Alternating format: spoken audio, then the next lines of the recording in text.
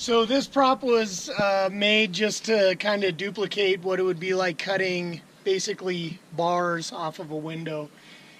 It's if you don't, everyone knows what bars look like on a window. These here are just to simulate the actual attachments of the actual bars into the structure.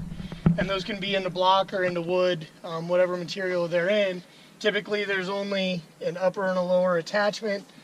You're generally just going to cut one side. If cutting is the way that you decide you're going to get rid of these bars, you're going to cut one side and then lever it out. You're not going to cut all four sides. So this is just to simulate the two cuts that you would be making to then before you actually then lever it out.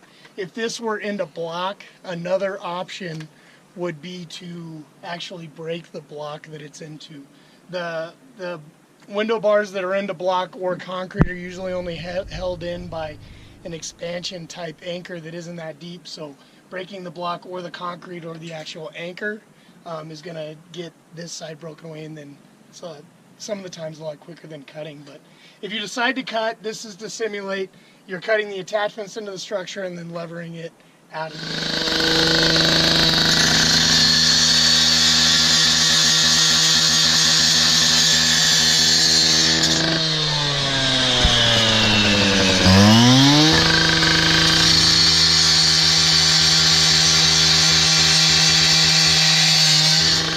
attachments cut away from the structure. You would then take all of the bars and then just pull them out, and it should bend or break away from the attachments on the other side.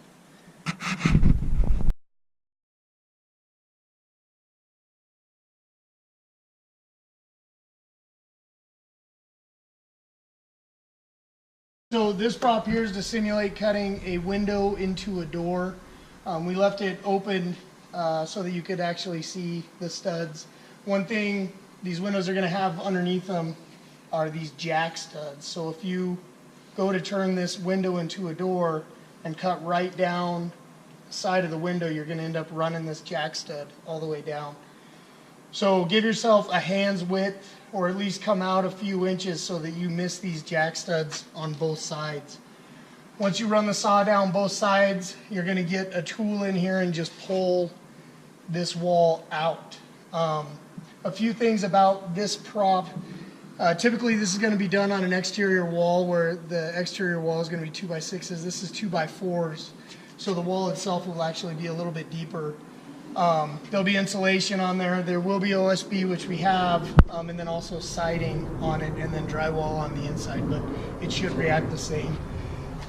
This is something when you're turning a window into a door or something that's coordinated with the interior team. It does fall under softening the structure, but it's done with coordination with the team inside, whether it's the RIC team or some interior team that has a victim that they want to get out, that they may not be able to get up to window height and then out.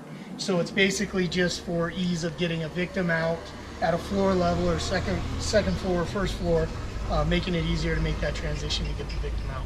So again, we'll have OSB on here, no siding and no drywall on the inside.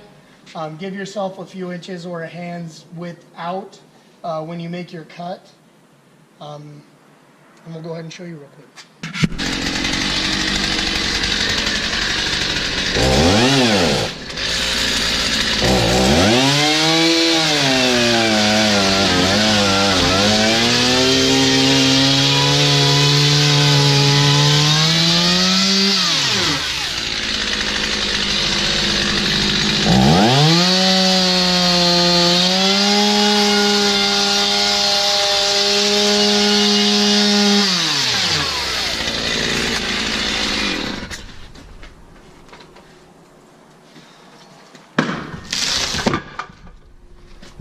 Scenario where you have multiple window bars around a building, it'd be a good idea to get the saw and the cutters going at the same time, or if you're able to break them, that's a lot of times a better option. But so with these cutters, the best thing to do would be to probably attack them either going down or going up, not straight in. You're going to get more depth down here into the tool and actually have more cutting power if you can get where you're cutting down here rather than at the tip. So try and attack them the best way you can to try and get whatever you're cutting as deep into that tool as you can, and we'll see how it works. So go ahead, Sean.